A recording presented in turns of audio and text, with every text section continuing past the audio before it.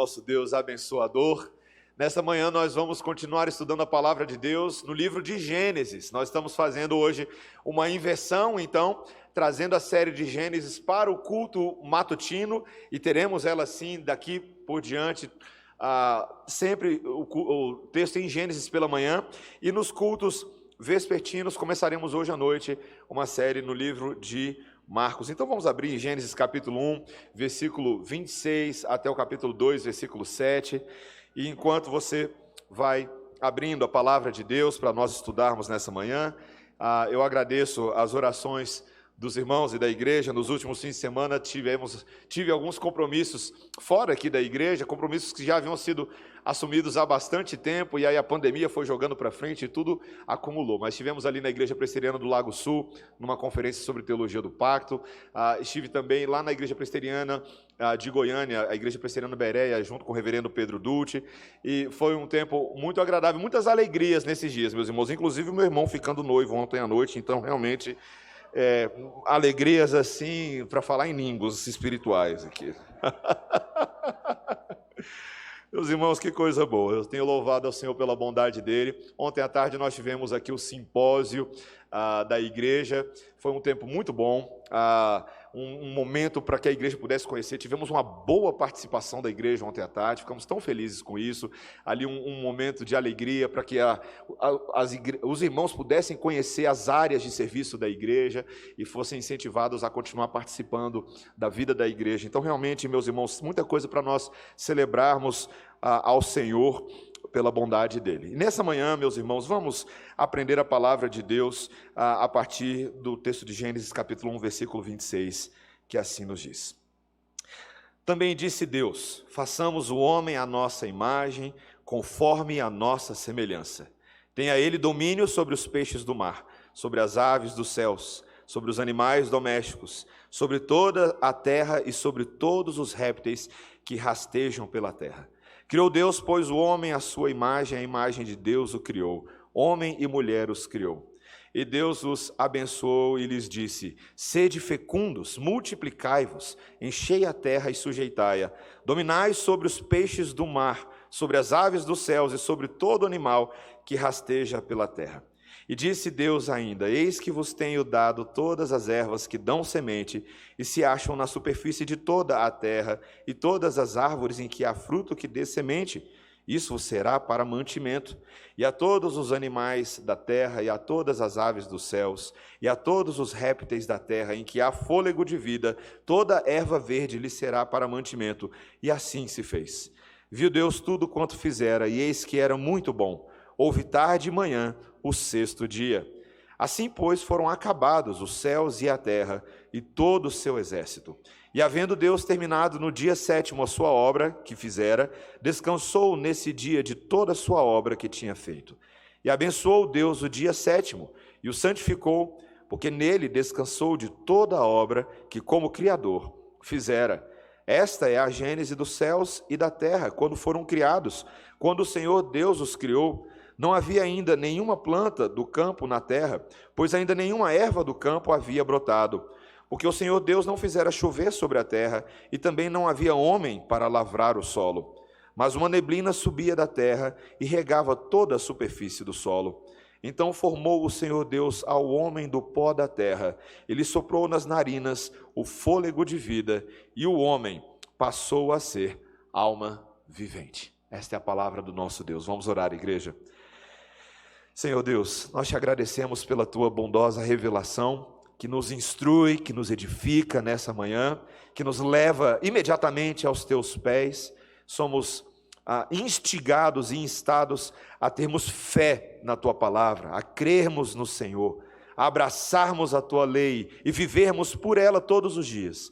Senhor, gera em nós o caráter daqueles que estão sendo refeitos à imagem e semelhança do Filho de Deus. Essa é a nossa oração em nome de Jesus. Amém. Meus irmãos, uma das coisas que de vez em quando eu gosto de fazer é ler biografias de homens, mulheres de sucesso. Eu acho que de vez em quando a gente se beneficia de ler a história das jornadas profissionais de pessoas nesse mundo. Alguns atribuem a Deus glória, outros não, mas é curioso ver a maneira como as pessoas encaram seu próprio crescimento pessoal, suas jornadas pessoais. E uma dessas frases que aparece muito nessas biografias, nesses livros, é quando aquele homem ou aquela mulher vai descrever: olha, o meu pai me criou para ser X. Às vezes houve ali uma criação em que o pai e a mãe tinham expectativas de como o filho seria no futuro. Talvez a gente pense: meu pai gostaria que eu fosse médico, advogado. Você pensa naquelas histórias clássicas que nós já ouvimos. E às vezes acontece também de ser dito: veja, meu pai me criou para ser tal coisa, mas eu acabei mudando completamente, me tornei algo totalmente diferente daquilo que ele esperava. Mas, meus irmãos, quantas vezes nós lemos histórias em que aquela pessoa diz: o meu pai me criou para dominar? Soa estranho isso, né? Sou até um pouco tirânico, se você pensar bem. Como assim, né? Prepotência pouca, né? Soberba demais. Meus irmãos, parece estranho você falar assim: meu pai me criou para dominar. Meu pai me criou para ser rei, regente, governante, e ele não aceita nada menos do que isso. Meus irmãos, quando nós lemos o texto de hoje, é exatamente isso que a palavra de Deus vai nos dizer a respeito da criação do homem no sexto dia. Que Deus tinha um propósito específico de fazer com que o homem e a mulher que ele instalou sobre a face da terra fossem dominadores. Mas talvez não da maneira como eu e você assumimos que essa palavra significa. Existe um propósito maravilhoso, meus irmãos, de sermos segundo Deus nesse domínio, e de fazermos valer o reinado de Deus sobre a terra como regentes do Senhor. E esse texto vai nos dizer isso de uma maneira tão bela. Nós obviamente precisaríamos aqui de uns 10 sermões para esgotar toda a riqueza exegética desses versículos que nós estamos lendo. Nós não faremos isso, mas eu gostaria que nessa manhã você e eu pudéssemos apreciar um Deus que tem propósitos grandes para nós, em Cristo Jesus, para fazer a glória dele se espalhar sobre a face da terra como regentes do Senhor. Meus irmãos, vamos ver isso em 3 pontos nessa manhã. A primeira coisa que eu gostaria de claramente ver com os irmãos aqui no texto bíblico é que eu e você fomos criados para refletir a imagem de Deus sobre a criação. Refletir, espelhar a imagem de Deus sobre a criação. Quando você chega no final do capítulo 1 de Gênesis, nós já passamos aí por 2 semanas, 2 sermões em que o reverendo Silvio, com muito detalhamento, descreveu para a gente toda a obra de criação do Senhor, basicamente do primeiro dia da criação até o 5º dia da criação. Tudo o que Deus estava revelando ali com seus atos criacionais. E lembra que o reverendo Silvio nos lembrou que foi Moisés que escreveu esse texto, inspirado pelo Espírito Santo de Deus. Ele escreveu o livro de Gênesis para tentar defender perante o povo de Israel, que estava saindo do Egito, diante de falsos deuses, diante de ídolos, que havia um Deus criador. Que Ele é o princípio orientador de todas as coisas, e que o nosso entendimento de mundo precisa ser reorientado pelo eixo de um Deus que é o Criador de todas as coisas. E meus irmãos, se nós parássemos no dia 5º da criação, sem dúvida já havia coisa boa demais e grande demais para nós celebrarmos a Deus, mas Deus ainda estava reservando uma cereja do bolo. Uma cereja do bolo deliciosa. E se você for olhar aqui o final do capítulo 1, na verdade você pode olhar também para o início do capítulo 2 e entender as circunstâncias em que nós paramos no 6º dia. Veja comigo, eu gostaria de mostrar para você no capítulo 2, versículo 4. Ele vai fazer um resumo, um apanhado dos atos criacionais de Deus no 6º dia, quando ele diz assim: esta é a gênese dos céus e da terra, quando foram criados, quando o Senhor Deus os criou. Então aqui ele está resumindo em parte o que aconteceu antes, mas ele adiciona uma informação agora no versículo 5. Não havia ainda nenhuma planta do campo na terra, pois ainda nenhuma erva do campo havia brotado, porque o Senhor Deus não fizera chover sobre a terra, e também não havia homem para lavrar o solo. Meus irmãos, é interessante, o texto diz que as coisas estão aqui criadas, tem bastante coisa que já foi feita, mas ainda não está completo.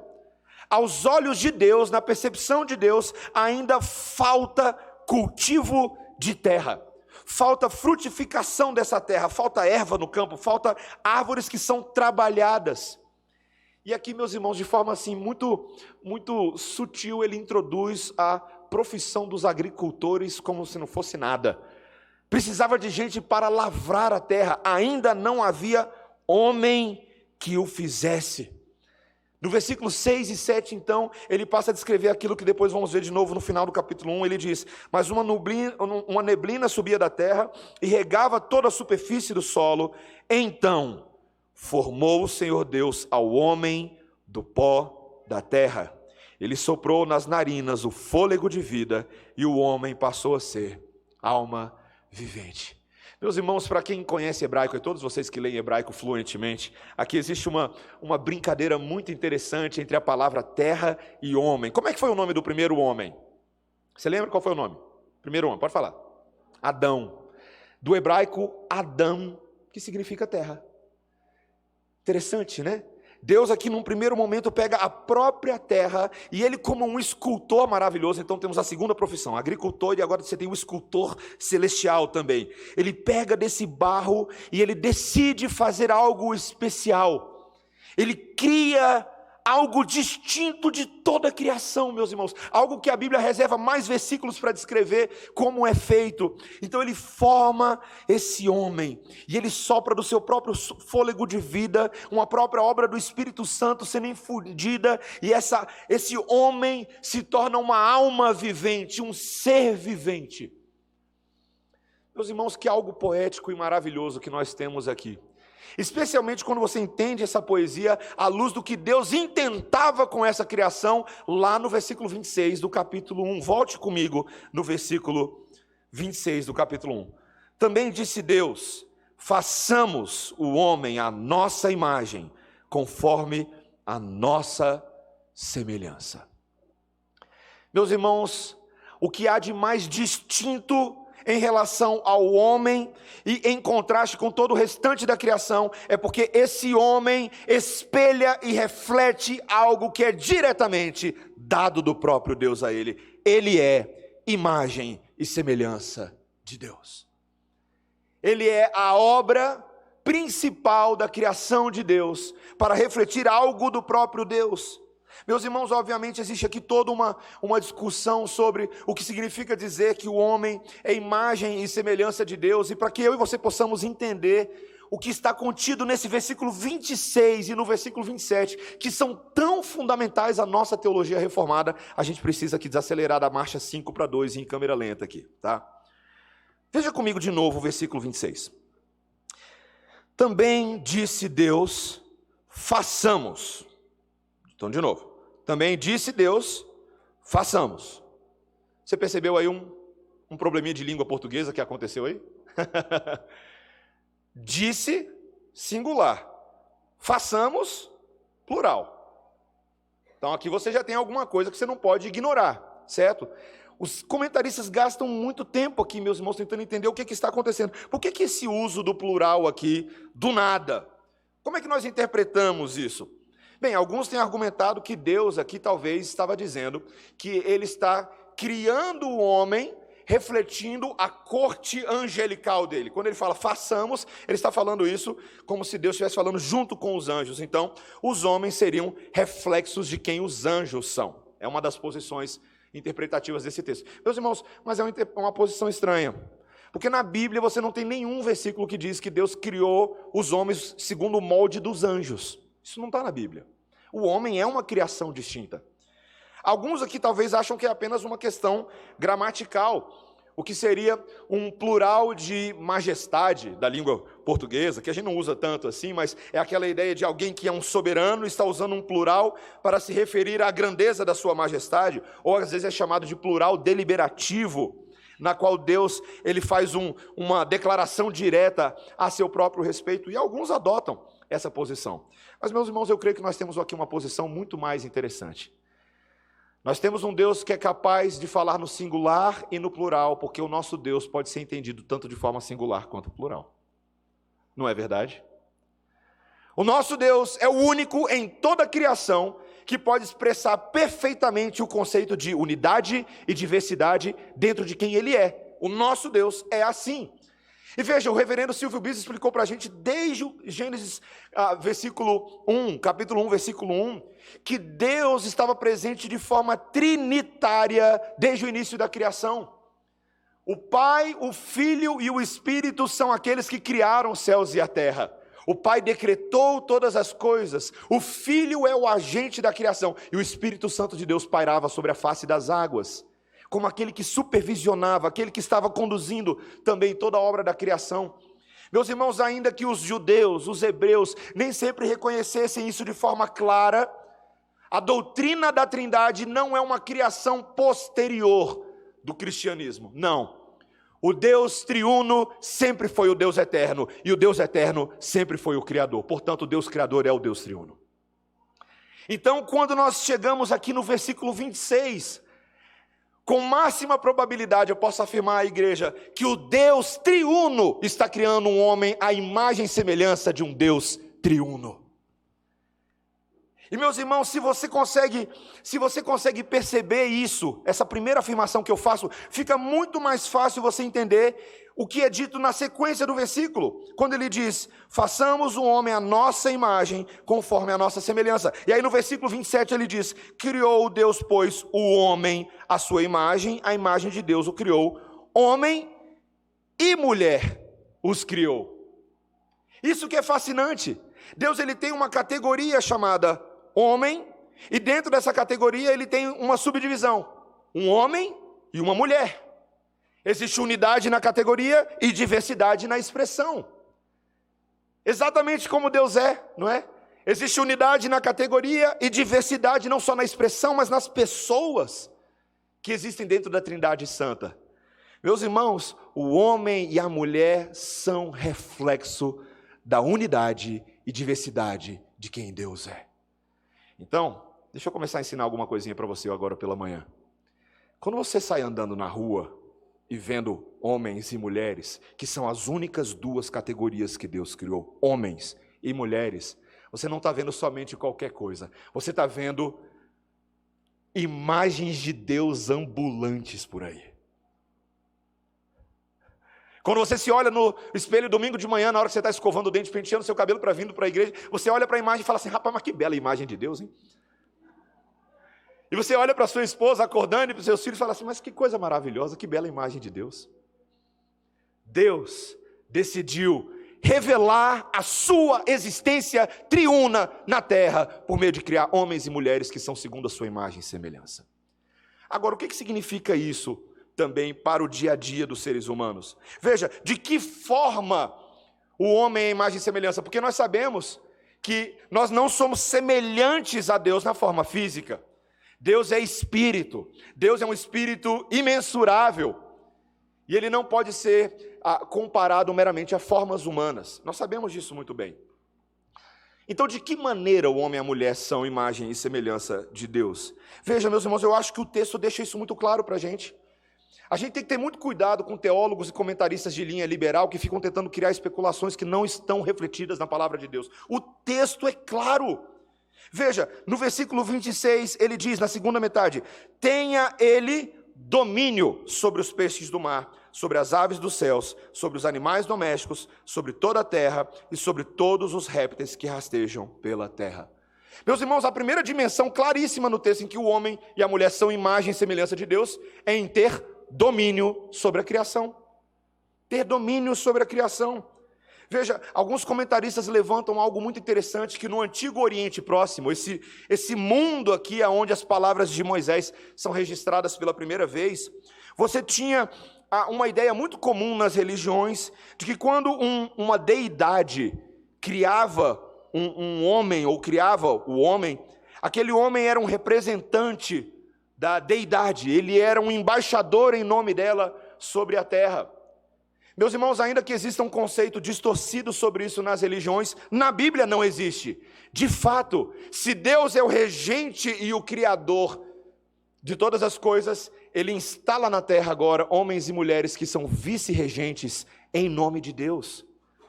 Nós somos criados com uma função de sermos dominadores. Eu vou explicar isso um pouquinho adiante. Mas de exercermos domínio sobre a criação, de fato, como Deus faz. Deus cria todas as coisas e Ele exerce domínio sobre nós agora. E nós, em nome de Deus, estamos exercendo domínio sobre os animais que voam, sobre os répteis da terra, sobre os seres viventes, sobre a vegetação, sobre todas as coisas, porque nós somos representantes, vice-regentes do Senhor. Então essa é uma dimensão em que nós somos imagem e semelhança dele. Mas, meus irmãos, o próprio padrão de homem e mulher é algo que representa a imagem e semelhança de Deus. Veja, nós não estamos dizendo que Deus tenha na sua constituição uma feminilidade ou mesmo uma masculinidade nos termos como nós pensamos, tá? Deus está acima de toda a sua criação, e Jesus, quando se encarnou, de fato, Jesus veio como homem, e Deus, na Bíblia, ele se manifesta geralmente usando pronomes masculinos. Então a gente tem que ter muito cuidado, meus irmãos, de respeitar a revelação bíblica nos seus termos. A gente vive num mundo confuso hoje, que quer dizer que se Deus criou as mulheres como fêmeas, de fato como elas são, é porque Deus tem algo de feminino nele, Deus é feminino. Então a gente tem que ter muito cuidado disso, tá? Com essas linhas perigosas que existem hoje em dia. A Bíblia não coloca Deus nesses termos, mas o fato de que há diversidade entre os dois, reflete de que há diversidade entre Deus.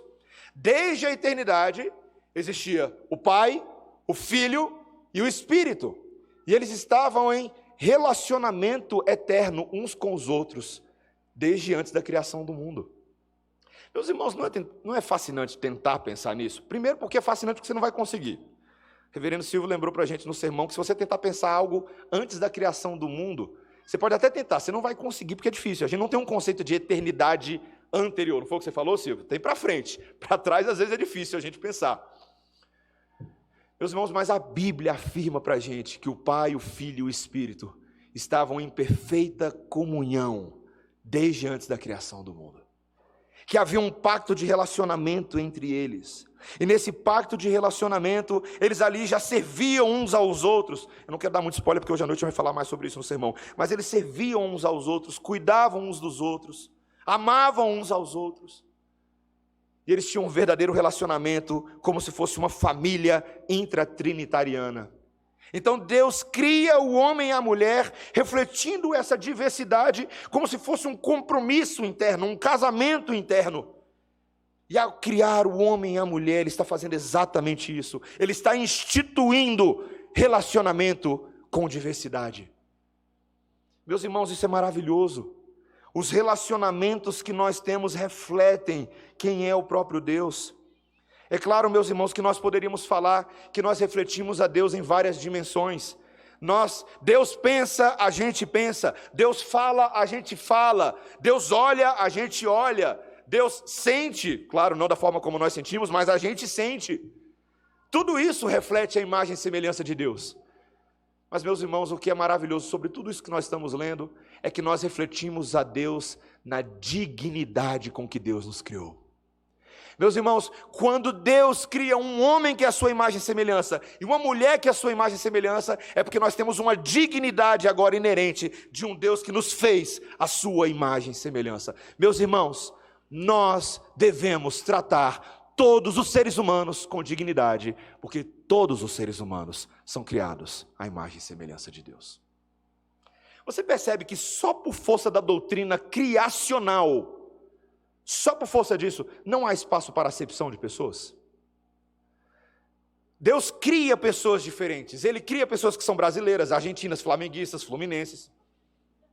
Ele cria pessoas assim. Ele cria pessoas que são africanas, pessoas que são chinesas, pessoas que são coreanas, pessoas que moram em países que você nem sabe o nome direito, no alto do vale, no alto do monte, no profundo do vale. Todas essas pessoas criadas por Deus refletem a imagem e semelhança de Deus. Ainda que de forma quebrada hoje em dia, veja, sim, o pecado causou grande estrago. Mas Deus não faz acepção de pessoas em relação àqueles que Ele criou. Então não há espaço para os ismos, né? Não há espaço para racismo. Meus irmãos, deixa eu falar uma coisa clara. Crente racista não existe não, viu? Se você é um crente racista, você corta isso imediatamente aí. Você pede perdão a Deus, você confessa o seu pecado ao Senhor e peça misericórdia, para que você olhe as pessoas não como diferentes, de você como inferiores, mas como pessoas que são criadas à imagem e semelhança de Deus. Não há espaço para machismo, não há espaço para feminismo, não há espaço para nenhum tipo de imposição de uma raça superior, ariana, sobre outras raças que não são assim tão boas. Não há, meus irmãos. Não há pretexto para escravidão por motivo de raça. Não há. No Evangelho de Cristo, não há. Porque em Cristo Jesus, você olha para o Novo Testamento, a cruz do Calvário fez cair a barreira de separação que havia entre gentios e judeus. Então nós, meus irmãos, precisamos restaurar a dignidade humana. Não é só porque o pessoal dos direitos humanos está falando para você fazer isso, não. É porque o Evangelho de Cristo e a palavra criacional de Deus exigem isso de nós. Exigem isso de nós. Nós precisamos lembrar, meus irmãos, que nós fomos criados para refletir a imagem de Deus sobre a criação, na vice-regência, nos relacionamentos e na dignidade intrínseca de todos os seres humanos. Segundo lugar, meus irmãos, nós fomos criados também para povoar a criação com a imagem de Deus. Veja, não foi só para refletir a existência de Deus sobre a criação, mas para de fato popular a terra com imagens de Deus. É o que ele diz claramente no versículo 28, veja. E Deus os abençoou e lhes disse: sede fecundos, multiplicai-vos, enchei a terra e sujeitai-a. E aí ele repete aquilo que já foi dito no versículo anterior: dominai sobre os peixes do mar, sobre as aves dos céus e sobre todo animal que rasteja pela terra. Deus vai dar esse imperativo de domínio, mas ele vai vincular isso a uma bênção específica. Versículo 28, Deus os abençoou. Ele já havia abençoado o resto da sua criação, mas agora ele abençoa o homem e a mulher de forma distinta, com um imperativo: sede fecundos. Sede fecundos. Meus irmãos, novamente, é muito detalhe exegético aqui, o nosso tempo hoje pela manhã não vai permitir a gente explorar tudo que a gente poderia. Mas deixa eu falar uma coisa para você. Não é engraçado que Deus deu um imperativo para você: sede fecundo? Você não acha isso estranho? Você já imaginou se eu, como pastor, agora saísse para os casais da igreja, né? Chamando casal lá no meu gabinete: meus irmãos, vem cá, eu preciso ter uma conversa com vocês. Sede fecundos! Meus irmãos, nós precisamos apreciar o que Deus está fazendo aqui. Ele não está dando somente habilidade reprodutiva. Não é somente que Deus está criando homens e mulheres com capacidade de ter relacionamento, de intimidade entre eles e gerarem filhos. Não. Deus está botando propósito dentro disso. Sede fecundos. Façam isso, porque ao fazer isso, vocês estarão cumprindo o propósito de Deus, de vocês serem imagem e semelhança de Deus, em se reproduzirem. Quando vocês se reproduzirem, vocês estarão replicando sobre a terra a imagem de Deus. Não é fantástico, meus irmãos, que Deus falou: olha, eu tenho essa terra toda, e eu criei agora um casal, Adão e Eva. Mas eu quero que essa terra toda que eu criei seja habitada por pequenas imagens de Deus, que vão surgir de Adão e Eva, e deles vão surgir outras pessoas, e assim a gente vai ter uma multiplicação populacional.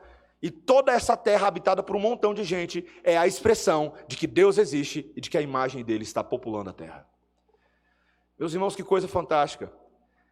Quando nós estudamos aqui sobre o que se chama, os teólogos têm chamado de mandato cultural, tá? Mandato cultural é o mandato de Deus, que nós criemos uma cultura em nome de Deus, que nós cultivemos esse mundo em nome de Deus. E nós vamos ter alguns sermões só para tratar desse aspecto. Cultivar o mundo em nome de Deus, cultivar o Éden em nome de Deus. Mas esse mandato cultural tem um mandato populacional nele. Mandato populacional. Deus está mandando ser fecundo. Deus está mandando se multiplicar. Deus está mandando se reproduzir. Meus irmãos, eu sei que nós ficamos aqui até um tanto sensibilizados com esse texto e talvez até ofendidos. Porque você poderia virar para mim e falar assim: pastor, mas e as pessoas que não podem fazer isso? E as pessoas que têm dificuldades? E a gente vai falar de todas as limitações: esterilidade, ou o casal que já fez todos os exames, mas os filhos não vêm, ou ovário policístico. Não sei o que você pode pensar aí no mundo moderno de dificuldades para mulheres engravidarem. Existe, meus irmãos. Existe. Nós vivemos num mundo que infelizmente é quebrado pelo pecado, pelas consequências do pecado na raça humana, doenças e problemas diversos que acontecem conosco. Mas, meus irmãos, não são as cláusulas de exceção que determinam a regra. A regra geral de Deus para esse mundo, a regra é que nós busquemos ser fecundos. Obviamente, a Bíblia vai dizer que existem muitas dimensões disso. Eu posso ser fecundo biologicamente, sem dúvidas. O texto está falando disso. Mas eu posso ser fecundo adotivamente. Se você tem dificuldade de entender a teologia da adoção de Romanos 8, versículos 17 a 25, lembre-se que você não estaria aqui hoje pela manhã se Cristo não tivesse te adotado, se Deus não tivesse te adotado em Cristo Jesus. Então a Bíblia fala que você pode adotar, você pode gerar filhos espirituais. Filhos espirituais são aqueles que vão ser imagem e semelhança de Deus, porque você vai levar a eles ao caráter de Deus, você vai pregar a palavra de Deus, e eles vão se tornar discípulos de Deus. Meus irmãos, eu tive o privilégio de conhecer uma senhora nos Estados Unidos que ela não tinha filho nenhum biológico, mas ela tinha uns 30 filhos espirituais. E ela cuidava desses filhos espirituais, e pasmem, o que eu vou falar para vocês, melhor do que muitas vezes a gente vê algumas mães cuidando dos seus filhos biológicos. Ela os amava em Cristo com amor profundo. Ela ligava para eles, ela orava por eles, ela visitava esses filhos espirituais. Detalhe, não eram todos filhos espirituais da mesma cidade, não. Ela viajava para visitar esses filhos. Ela se preocupava com os casamentos deles, ela se preocupava com a vida espiritual deles, ela se preocupava se eles estavam trabalhando, se eles tinham comida na mesa. Ela tirava do que ela tinha e do que ela não tinha, muitas vezes para amparar filhos que eram apenas filhos espirituais. Meus irmãos, o mandato populacional de Deus é muito mais amplo. Deus nos criou para povoar a criação com pessoas que são imagem e semelhança de Deus, mas aqueles também que são refeitos à imagem e semelhança de Deus, em Cristo Jesus. Cristo, meus irmãos, é o meio pelo qual nós somos refeitos à imagem e semelhança de Deus. Então, quando você prega a Cristo, você está pegando pessoas que são feitas à imagem e semelhança de Deus, mas foram quebradas por causa do pecado, e elas estão sendo refeitas à imagem e semelhança de Deus. Cristo faz isso, Ele é o novo homem, Ele é o novo Adão. Então nós podemos sim povoar a terra com semente espiritual. Meus irmãos, famílias, veja, aqui há algo muito claro. Eu sei que esse é um sermão para falar algumas coisas meio escandalosas, meio polêmicas, mas vamos lá, vamos falar mesmo assim, tá? Porque o que o texto bíblico claramente está dizendo a partir de Gênesis 1, 28, e vai dizendo Salmo 127, Salmo 128, Salmo 117 e tantos outros textos, é que ter filhos para casais que podem fazê-lo não é uma opção, é um mandamento de Deus.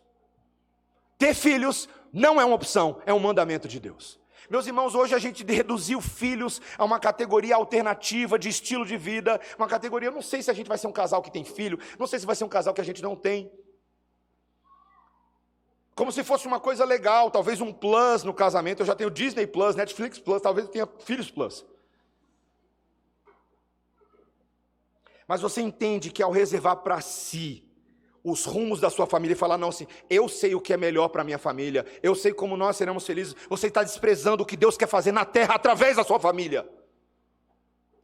Deus quer popular a terra com semente santa, e quanto mais filhos você tiver para a glória de Deus, mais oportunidades nessa terra, as pessoas verão a imagem de Deus. Pronto, falei mesmo. E eu não falei só para vocês não, falei para mim também, tá? Falei para mim também.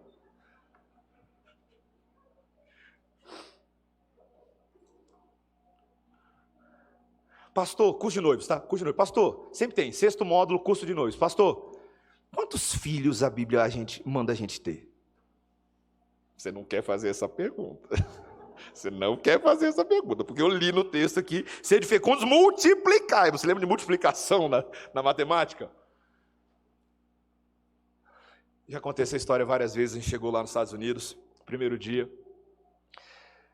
Aí vem uma irmã receber a gente estava dentro de casa, eu e Débora ainda arrumando os pouquíssimos móveis que a gente tinha, e aí alguém bate na porta, a gente abre, era essa irmã Lisa Gleason, uma bênção de Deus, e aí ela estava lá com os 4 filhos dela, né? Um no colo, e estava grávida. Eu falei, Senhor, o que eu estou vendo aqui? Sabe quando você tem aquela impressão que eu estou no planeta Terra, estou em Marte, né?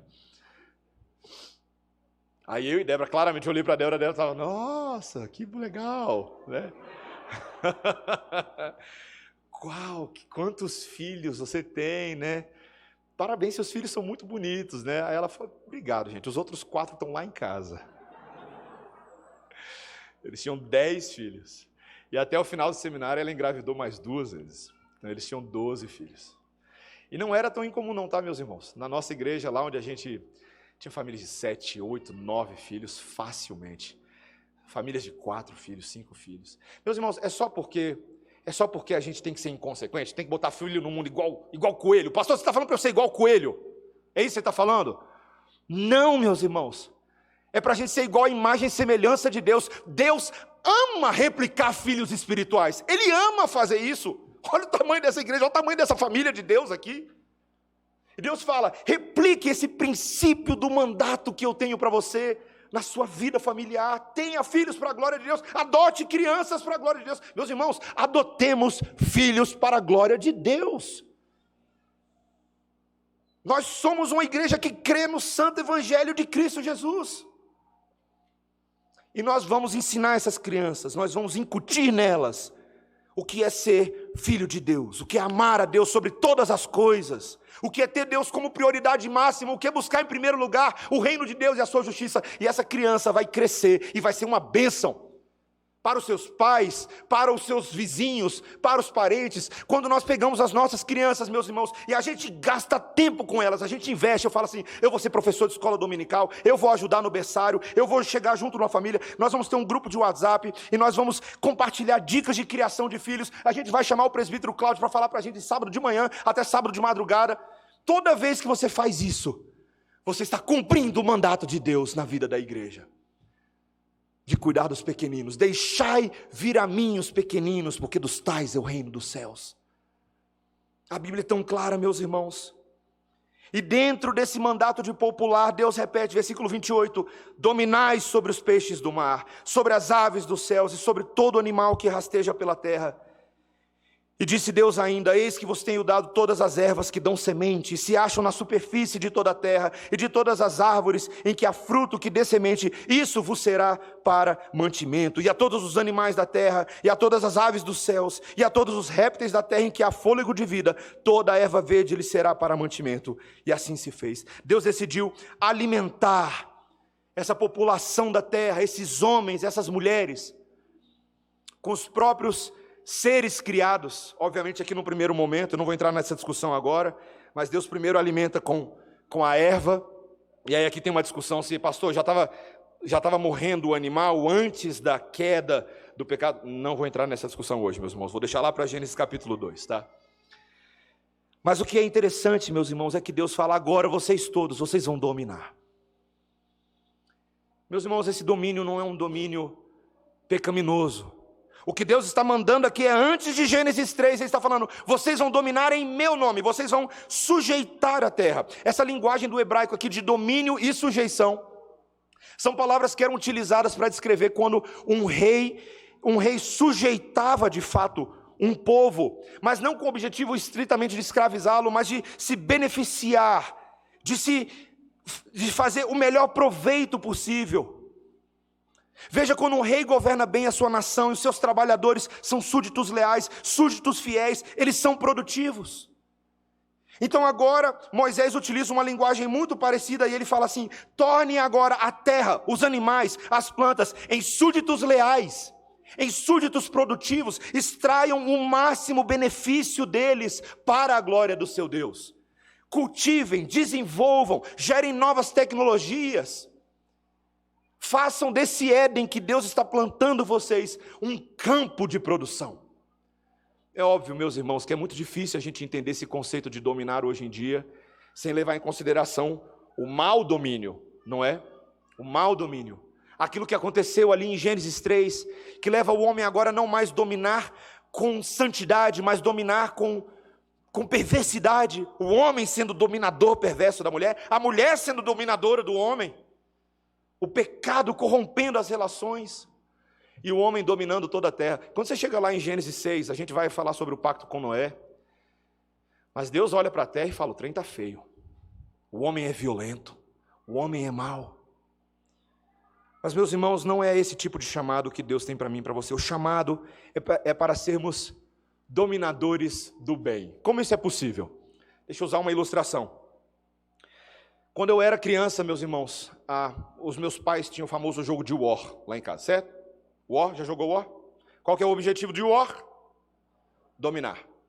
Então, na minha escola, eu estudava numa escola pública ali na 111 Sul, um dia lá um dos nossos colegas levou um jogo de War. Uma menina, levou um jogo de War. E aí, eu falei, eu aprendi a jogar War em casa, vamos jogar War na escola, né? Então, estava na 5ª série, e aí a gente jogou War, e, meus irmãos, ela era muito boa no War, tá? Ela era muito boa. E aí obviamente ela fez aquilo que se faz num jogo de War, ela saiu dominando geral, né? Dominou os meus territórios, o do amiguinho do lado, o do amiguinho do outro lado, certo? E meus irmãos, sabe quando termina o jogo e o jogo não teve graça? Porque ela era muito boa. Aí no final da partida, sabe o que ela fez? Ela falou assim, eu dominei vocês, não foi? Aí falou, foi, você realmente... a carta dela era aquela carta, conquistar todos os territórios do mundo, sabe? Aquela carta malvada. Ela falou assim, mas eu vou falar uma coisa para vocês. Eu tinha um objetivo secreto desde o início da partida. Eu queria dominar tudo para devolver todos os territórios para vocês. E ela falou assim, olha, eu ganhei o jogo só para lembrar que isso aqui é só um jogo. E na verdade eu queria dominar para que vocês pudessem agora dominar junto comigo. Aí ela começou, literalmente, 5ª série, eu tinha 11 anos de idade. Ela começou a pegar as pedrinhas e botar as pedrinhas dos outros junto com as pedrinhas dela. Nos territórios. Aqui, ó, a gente está dominando todo mundo junto. Ela não queria que ninguém ficasse triste, que ninguém chorasse. Ela era muito benevolente. Ela era uma dominadora da benevolência. Ela não estava tentando dominar para si mesma. Ela estava dominando em nome de alguém, de algo maior na visão dela. Meus irmãos, eu e você somos chamados para dominar não em nosso próprio nome. Dominar em nome de Deus. Cuidar como Deus cuida, fazer como Deus faz, usar as tecnologias, usar a terra, dentro dos parâmetros das Escrituras Sagradas. Meus irmãos, eu e você não podemos ser exploradores maléficos da natureza, do ambiente, do mundo em que nós vivemos. Nós somos cidadãos do céu, como cidadãos na terra, cuidando dessa terra, sem idolatrá-la, sem achar que a terra é uma divindade, não é a mãe natureza, tá? Você não vai fazer oferendas para a mãe natureza, não tem nada disso. Mas você deve responsavelmente ser um mordomo dominador de Cristo, porque na verdade esse território que você domina volta para a glória do próprio Cristo. Volta para Ele, né? Você vira e fala assim, Senhor, eu estou dominando aqui embaixo, está vendo? Mas eu estou fazendo em seu nome, para a tua glória. Não apenas para mim, mas para o benefício de muitos, para que outros estejam comigo nesse projeto. Meus irmãos, nós fomos criados para refletir a imagem de Deus. Fomos criados para povoar a criação. E por fim, nós fomos criados para descansar no Criador dentro dessa criação. O versículo 31 diz, veja, acompanhe comigo, este é o fim do nosso sermão. Viu Deus tudo quanto fizera, e eis que era muito bom. Houve tarde e manhã, o 6º dia. Meus irmãos, Deus olha para tudo e Ele fica satisfeito com a obra dEle. E veja, aqui é interessante, esse versículo 31 tem sido um versículo muito central para a nossa teologia criacional reformada, tá? Porque o texto nos diz que Deus vê tudo quanto Ele fez, e eis que, você viu esse detalhe aí? Eis que, o hebraico aqui tem a ideia de, Ele olhou de novo, Ele observou, Ele constatou de novo, e eis que tudo era muito bom. Deus contempla a obra das suas mãos, e Ele fica feliz. Meus irmãos, tudo que Deus criou é muito bom. Você sabia disso? Que o mundo que Deus criou, Ele olha para esse mundo inteiro, tudo que Ele fez e fala, isso tudo aqui é muito bom. E meus irmãos, é como se a Bíblia estivesse convidando eu e você a entrarmos nessa mesma ótica ocular do nosso Deus e olhar para o mundo dele e falar assim: Deus, realmente tudo isso aqui é muito bom. Você deve contemplar, meu irmão, minha irmã, a criação do Senhor. E aí então, nos versículos 1 a 3, do início do capítulo 2, o texto conclui a primeira parte dizendo: assim, pois, foram acabados os céus e a terra e todo o seu exército, e havendo Deus terminado no dia sétimo a sua obra que fizera, descansou nesse dia de toda a sua obra que tinha feito. Meus irmãos, Deus descansou. Você pensou, é por quê? Porque Deus estava cansado? Deus descansou porque Ele estava cansado? Meus irmãos, veja, Deus não se cansa de fazer a criação não, tá? Você não vê Jesus assim, multiplicando o pão e o peixe, ou transformando a água em vinho, que são milagres de natureza criacional, porque Ele muda as propriedades da criação, e Ele faz essas coisas. Você não vê Jesus sentando, e o texto diz que Jesus enxugou o sol da sua terra e falou: caramba, estou cansado demais. Não, meus irmãos, Deus não se cansa, Deus trabalha ativamente. E Ele está fazendo isso agora. Deus está trabalhando ativamente para sustentar as nossas vidas nessa manhã. Mas Deus descansa para contemplar, para santificar este momento. E nos levar, meus irmãos, a esse estado de adoração nele, de constatação. Veja o versículo 3. E abençoou Deus o dia sétimo e o santificou, porque nele descansou de toda a obra que como Criador fizera. Meus irmãos, Deus traz a gente para dentro desse dia sétimo e Ele não conclui esse dia dizendo: houve manhã e tarde e finalizou-se o sétimo dia. Não. Alguns teólogos até talvez supõem aqui que a gente poderia ainda estar dentro dessa perspectiva do sétimo dia.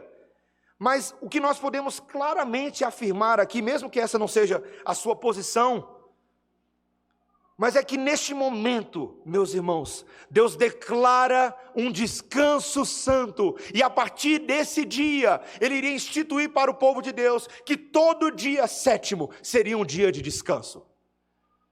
Lá na lei de Moisés, no quarto mandamento, o quarto mandamento respaldado em Gênesis capítulo 2, versículos 1 a 3, ele diz: lembra-te do dia de sábado para o santificar.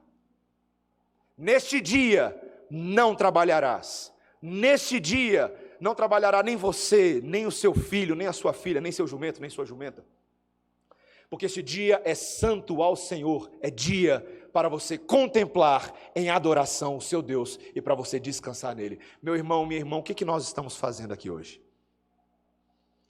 Nós estamos descansando na igreja. Semana retrasada alguém virou para mim e falou assim: pastor, eu não tenho como ir nesse domingo na igreja porque eu estou muito cansado. Falei: você não entendeu para que serve o domingo. O domingo é dia de descanso em Deus, não fora de Deus. A adoração que você cumpre na igreja no domingo, Deus te traz para cá, para que aqui a sua alma possa descansar na feira da alma do Senhor. Quando você ouve os cânticos de Deus e canta os cânticos de Deus, e você ora as orações de Deus, e come do pão que Deus tem para nós, e do vinho que Deus tem, e você ouve a pregação, sua alma é levada a descansar nos propósitos de Deus. E você é levado a contemplar tudo que Deus fez, e falar: Deus, é tudo muito bom o que o Senhor faz. E esse descanso está preparando você para aquele descanso celestial que a nossa alma tanto aguarda. Nós queremos estar naquele descanso, não é verdade, meus irmãos? Aquele descanso, aquela Canaã. Você conhece, meu irmão, minha irmã, o melô do caminhão do vô? Você conhece? Conhece? Caminhão do vô para Canaã. Já ouviu essa antes? É ruim, né? Caminhando para Canaã de Deus, aonde a nossa alma terá descanso final. Na Nova Jerusalém, toda vez que eu e você nos reunimos no domingo, dia que Jesus ressuscitou, e portanto o sábado cerimonial foi transferido para o domingo, o primeiro dia da semana, lá em 1 Coríntios capítulo 16, versículo 1. Toda vez que você lembrar do domingo, o dia do Senhor, e falar assim: essa minha semana foi muito cansativa, então eu vou para a igreja para descansar a minha alma nas eternas promessas de que um dia eu estarei na presença do Senhor. Eu vou lá com os meus irmãos descansar, e no domingo, em vez de ficar gastando meu tempo fazendo aquilo que eu tenho que fazer nos outros 6 dias da semana, eu vou usar o 7º dia para obedecer a lei de Deus, para ter o meu coração num princípio regulado pelo culto a Deus. Eu vou adorá-lo, eu vou buscá-lo, eu vou servi-lo, eu vou amá-lo do jeito que Ele espera, para que a minha alma descanse nesse dia. Eu e você, meu irmão, minha irmã, nós fomos criados para descansar no Criador com uma santa adoração. Meus irmãos, obviamente, por natureza, nós não faríamos nada dessas coisas, né? Nós não faríamos do jeito de Deus, nós faríamos do nosso jeito, porque apesar de sermos vice-regentes, nós somos dominadores maléficos. Apesar de sermos criados com a capacidade reprodutiva, biológica, espiritual, familiar, nós somos egoístas. A gente não quer fazer discípulos. Apesar, meus irmãos, de nós sermos chamados para descansar, o que a gente mais quer fazer é se esquecer de Deus no dia do Senhor. Mas ainda bem, meus irmãos, que o texto que nós lemos hoje de Hebreus nos lembra da bondade do Senhor. Porque em Cristo Jesus, e aqui eu finalizo de fato, veja, eu quero que você ouça com atenção os 4 versículos que nós lemos hoje, os 5 versículos que nós lemos hoje de Hebreus, capítulo 2, versículo 5, ouça. Ele vai falar de Jesus, como uma nova criação de Deus entre nós, para trazer, veja, quando eu falo nova criação, meus irmãos, detalhe, não é porque Jesus não era eterno, Jesus é eterno, mas Ele representa entre nós, na humanidade, uma nova criação para nos tornarem novas criaturas. E Ele vai falar o seguinte: pois não foi a anjos que Deus sujeitou o mundo que há de vir, sobre o qual estamos falando. Antes, alguém em certo lugar deu pleno testemunho, dizendo: que é o homem que dele te lembres, ou filho do homem que o visites. Fizeste-o por um pouco menor que os anjos, de glória e de honra o coroaste, e o constituísse sobre as obras das tuas mãos. Todas as coisas sujeitaste debaixo dos seus pés. Ora, desde que Ele sujeitou todas as coisas, nada deixou fora do seu domínio.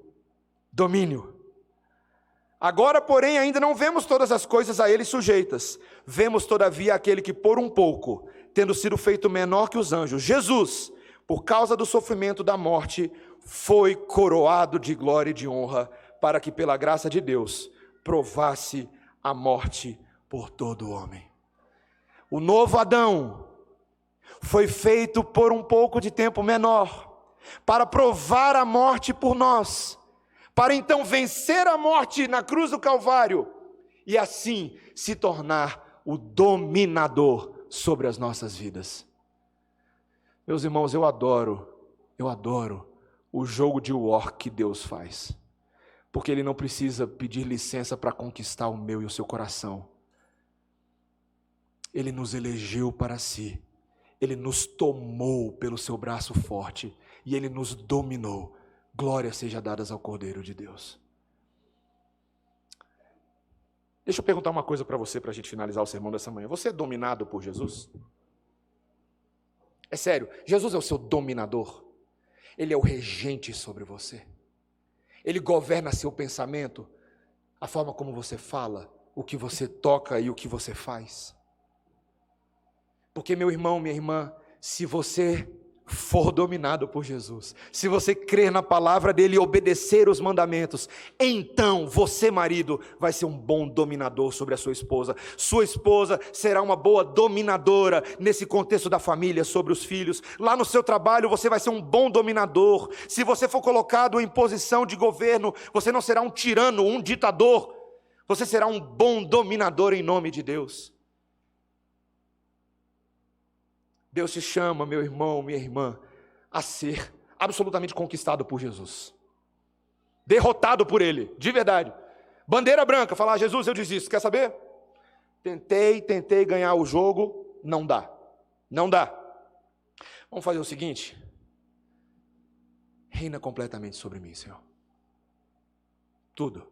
eu desisto, estou tentando muito com os meus pecados. Reina sobre mim, reina sobre o meu coração, reina sobre o meu tempo, Senhor. Desfaz tudo aquilo que eu construí e reconstrói em mim o castelo do seu domínio no meu coração. Meus irmãos, que nessa manhã o Senhor Jesus Cristo nos leve até os pés do Pai, para que nele sejamos refeitos como imagem e semelhança de Deus. Amém? Vamos orar, igreja.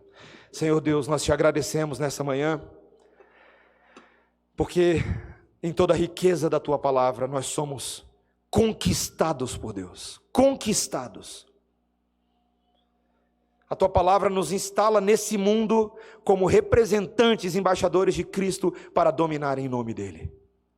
Senhor, ajuda-nos a cultivar a terra deste mundo para a glória do teu nome, a lavrar este mundo com a semeadura da tua semente.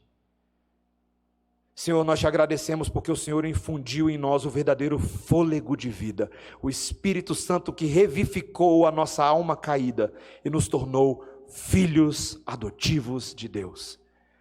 E o nosso espírito hoje, que geme, mas o teu Espírito geme conosco, dizendo: Abba, Pai, ó Pai amado, nós somos a tua família.